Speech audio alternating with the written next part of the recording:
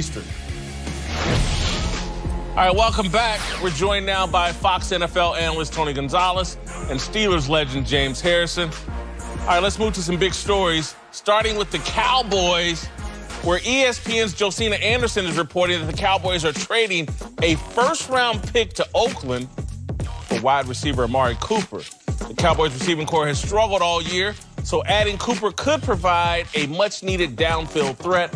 The fire sale continues in Oakland. Yeah. But I love this move for the Cowboys and for Dak Prescott and for Jerry Jones. These guys are all in. They feel like the NFC East is still out there to be had. I think this is a tremendous move. They've needed a number one receiver. Now they got one. No more excuses for Dak or that offense. Yeah, I really like the move in terms of giving a guy the breath of fresh air. Amari Cooper, 2 great seasons and 2 not so great seasons by his own standard that he set. It's going to be interesting, though, because now the pressure shall shift solely on Dak Prescott. If you watched the game yesterday, Tony Romo continuously pointed out how lazy Dak's eyes were in some of the routes and some of the reads, despite having one of his better games. Yeah, oh yeah. Right here, slant route, Cole Beasley. No, you're right. Yeah, you're right. Yeah. It was a few times, and I was like, Romo's in a tough position because how critical can you be of a guy for the franchise he used to play for, et cetera. But all that said, he's going to be the best receiver they got. Now you put Cole Beasley in his proper spot as a number 2, offense can open up.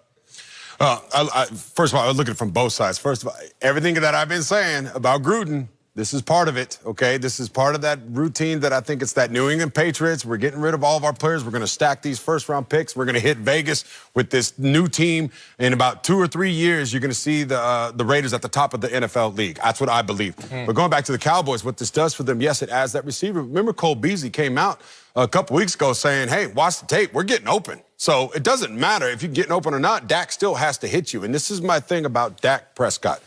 We need to recognize who this player really is. He's not that pocket passer. I think he is that guy. He is a poor man's version of Cam Newton, where he has to use his legs to win. You look at his stats. When he has more than 7 carries, they win.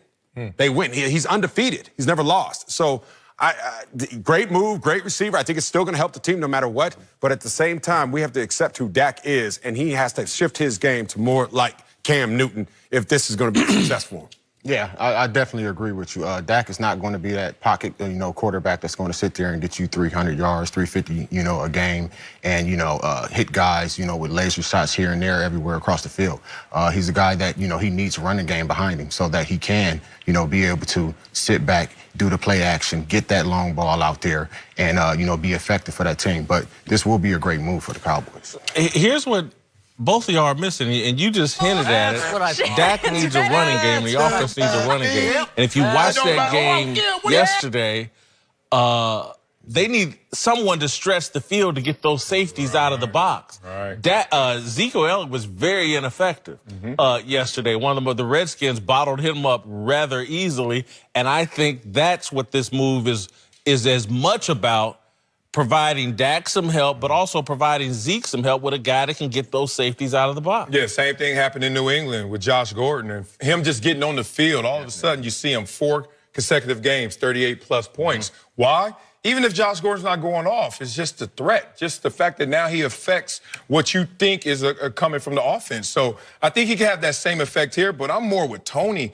Like the exposure of Dak Prescott may occur because of this move. That may be the unintended consequence, but why couldn't it be the blossoming or the re-blossoming? It could be. That's why I use the word could. But the thing is, Dak Prescott, 39 games. We saw 3 games over 300 yards, and we saw 16 under 200. Hey, that's not so good. And now you're going to have a guy who's going to sit there and expose either A, you can't give me the ball, or B, even with me here, we're not good enough. Who's that going to fall I'm going to look on the more positive side, and I mean, you guys are all highly experienced NFL players, but Dak Prescott's in his 3rd year. This is the year when he's supposed to reveal himself, and they took all the tools away from him, and Jason Witten, Dez Bryant. Now they just gave him one back, and regardless of whether Amari Cooper is a superstar coming in or a true number 1, just the threat of him and what he's done in the past should help Dak out. Yeah. Like I said, I feel exactly the same way, but It comes down to, I believe you have to get that run game going for him to be effective. He's not a guy that's going to just sit in the pocket and kill you. You know what I'm saying? The great thing about this trade is that we're going to find out. We're going to find out. Because he's got no excuse. And they need to find out. They actually, the more I think about it, they needed to make this trade because Dak's coming up on that contract, okay? Am I really going to put $30 million in this man's pocket and he can't throw for over 250 yards in a league where you're supposed to throw over 250 yards? That's the benchmark as a quarterback. You have no excuse now. You have no excuse now. I think it's a great move by the organization. Let's see who you really are now, Dak, because now we've given you some tools. Man, y'all talking a lot about Dak, but there's another guy that I think gets a lot of pressure now, and it's Jason Garrett. And so, to me, if you watch that game yesterday, that was